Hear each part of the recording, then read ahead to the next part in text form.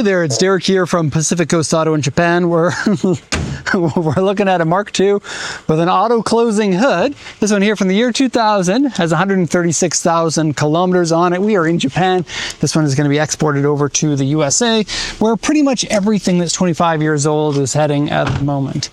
Now this one here is the Grande version of the Mark II. So this is a JZX 100. Have a quick look at JZX 100, as you can see there. This one is the non-turbo version with the same 1JZ engine, just without the turbos. Instead of 280 horsepower, we get somewhere around 210 or so. Must say though, wonderful car, exquisite to have, even with the non-turbo engine, and 210 doesn't feel slow by any means. And this is the popular car in Japan, whereas the popular car in North America was the Camry. Camry, cheaper to build, front wheel drive. This one here, rear wheel drive, a little bit more expensive to build. Japan keeping the best for themselves. Now the 2J in both turbo and non-turbo, one of my favorite engines of all time. Fairly performance oriented. This one here is I believe with the G engine. Let's have a quick look. Yeah, 1JZGE. So the G in that means the performance-oriented head, meaning that you get your power higher up in the RPM range instead of lower down, and just feels great. I highly recommend it for anyone who has a chance to drive one of these. And it's not only the engine that makes these cars good, it is the whole package. The rear-wheel drive, the double wishbone suspension, the size and the weight of it.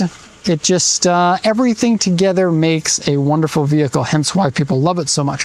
The reason why these are so expensive is because they're very popular as drift cars. And so what to many people looks like just your regular sedan that Grandpa would drive, and it was that here in Japan. It also had sporting pretensions, and to people who know drift cars, it is extremely iconic because the vehicle would last forever, even when you're bagging on it like when you're drifting.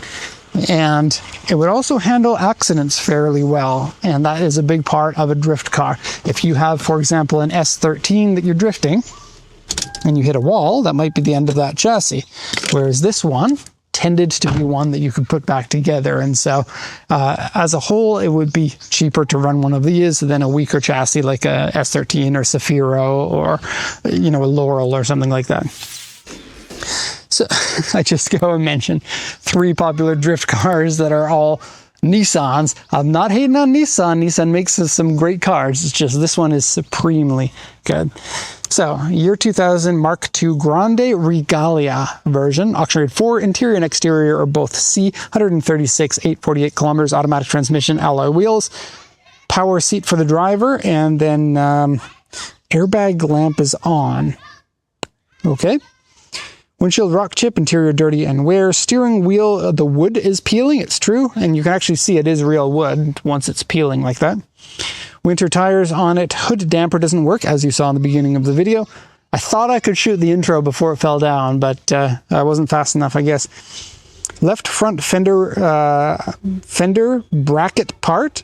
Bolted area is dented and various scratches and dents. So the left front fender, we're going to have a quick look here. And we're feeling okay with how it mounts there, and it's a little off from the hood. And so the front has had a little bit of a bump. It's not too bad, but you can't really notice it until you get up and start touching things, which is, for the most part, nothing to be too worried about. And then it has paint marks here, which you might have already seen. They're a little bit bad. U2 over here. Not mentioned on the sheet. It has a number of U1 on the roof, not on the hood. The hood seems to be okay, but the roof, see if you can see these. They're small, but there are a few of them. You see those? And I'll come down around here. You're not seeing them unless you're looking for them. But once you notice that they're there, they're there. The auction inspector missed them. It might have come in on a rainy day or something. It is something easy to miss in certain lighting, so that kind of thing can happen. So do keep that in mind. And then a U2 in the back fender here. So let's just make sure that we hit those. A U2 in this back corner, U2 over there. Why don't we go and have a quick look at those first thing. So this area here should have a U2. I suspect maybe they're talking about this. That doesn't look like a U2 to me, though. Oh, found it. It's way up here. All right. So there's your U2 in the back. Honestly, looking a little bit big for a U2. And then let's check the one over here. Okay, this one does look very U2 size. So there's your two U2 dents. Okay.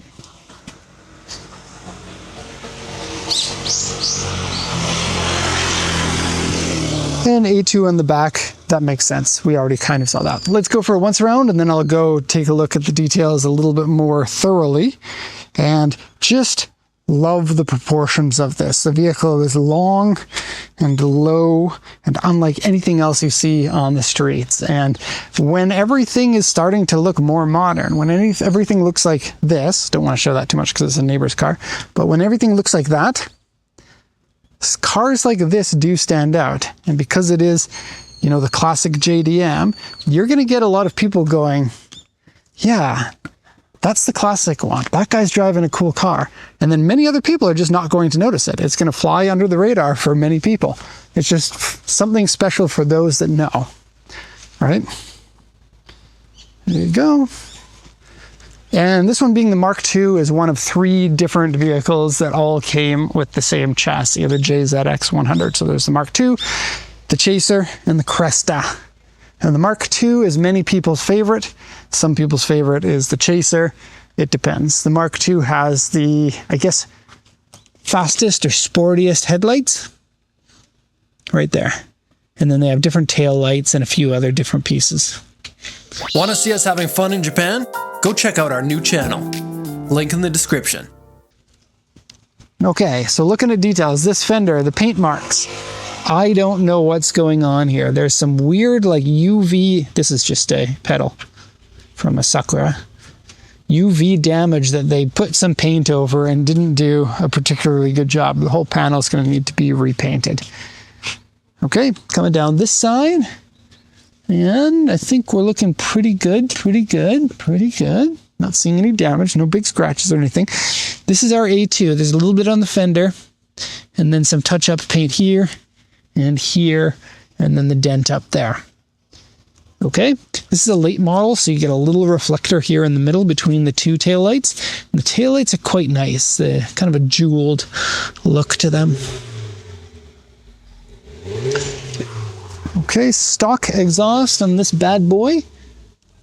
And I didn't get a chance to drive this. Many of the cars I am driving, but not this one. Just because sometimes we have to move them from one location to the other. Here you can see that dent again from this angle.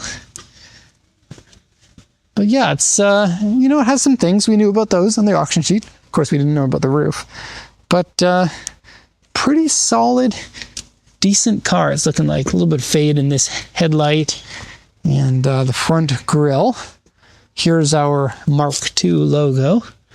I don't know what that's supposed to be, but it does look cool. Oh, and lights in the top of the fenders. Super cool. Let's go now to the interior. Oh, and look at this. There's no frame on the window, so that makes it feel a little bit easier to get in and out of the vehicle. Many cars that makes more road noise inside, but I wouldn't be worried about road noise for these vehicles. They're quite nicely put together. I went and popped the hood, didn't I? Oh, you idiot. I'm looking for the trunk pop. Geez Louise, where is the trunk pop on this car? On many Toyotas, they put it on the door right here. It's funny, I've seen so many of these vehicles too. It's just, I don't recall at the moment. My mind is full of other things. Very Toyota-like to put the key right in the taillight. Supra does that too. Loads of space. Look at this. I could sleep in here. I'm not going to do it, but I could. And very clean, nice condition mat. That's good. Look underneath here. No rust or anything. It smells nice. I like when the inside of the car smells nice. Regalia. Don't know what the Regalia version means, but the Grande is the non-turbo one. So these are the ones we don't sell all that often. But now the prices have come up. Now that drifters have taken all the chassis, this is your last chance, really, unless you want to pay an awful lot of money. Like, there's a very good car in this, a lot of charm, but don't be mistaken. This car is 25 years old, and cars are different now than they used to be. In some ways, they used to be of better quality, and in other ways, you know, safety, fuel economy, these sorts of things that many enthusiasts don't really care about all that much, they can be worse. But one of the things that many people, even enthusiasts, kind of wish these older cars might have had is better electronics, like blind spot monitoring or active cruise control, or you know, could be any one of those things. And you just don't get that. So the car will have, you know, an older feel to it. It's not going to be for everybody, but I will say there are no cars that feel as good as this until you start spending big money on big power cars. And then that's not necessarily fun. Just because the car has a lot of power doesn't mean that it's going to be a fantastic driving car. Many of these cars have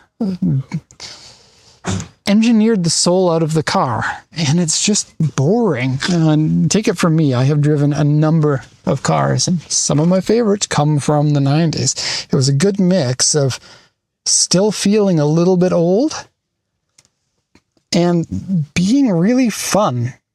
And then they just started to cheap out after that. It's like after the 90s, you couldn't make high quality cars. You have to cut corners or you don't stay in business. So we got a CD player here, a tape deck, climate control here.